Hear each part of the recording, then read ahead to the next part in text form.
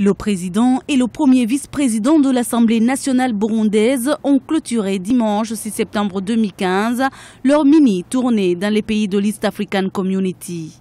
Ils ont en effet rencontré les chefs d'État de l'Ouganda, de la Tanzanie et du Kenya. Les chefs d'État ont préféré soutenir les Burundais pour que justement ils puissent faire les élections parce que c'est là où ils voyaient qu'il y aurait moins de problèmes. Et ils nous ont dit effectivement qu'ils vont continuer à être tout près des Burundais, à aider les Burundais et à faire comprendre ceux qui n'ont pas encore compris que les élections se sont déroulées au Burundi. Ils vont nous aider justement à les faire comprendre de cela. Et donc nous avons été très contents de l'accueil. Ils nous ont très bien reçus et je pense que nous allons continuer à faire un pas en avant.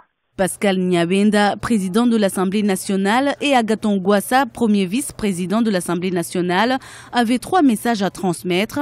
Remercier ces pays pour leur soutien, parler du déroulement et de la clôture du processus électoral et discuter de la reprise de dialogue avec l'opposition. Le président Yoweri Museveni a proposé effectivement à son ministre de la Défense de pouvoir faire une visite au Burundi pour voir effectivement où est-ce qu'on en est avec l'évolution sociopolitique au Burundi, surtout l'évolution sécuritaire au Burundi, pour que justement ils puissent voir qu'est-ce qu'il faut faire maintenant en ce qui concerne le dialogue dont il est question. C'est-à-dire que nous attendons effectivement l'arrivée du ministre de la Défense parce que c'est lui qui a été désigné à son tour par le président Museveni pour continuer ce travail. Sur le terrain, la question sécuritaire reste tendue. Les habitants des quartiers où se sont déroulées les manifestations craignent toujours des rafles des jeunes par la police.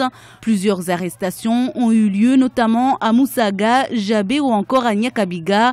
Le 26 août 2015, le président de la République, Pierre Nkurunziza, avait donné 2 mois au comité mixte de sécurité pour rétablir la paix dans la capitale Bujumbura.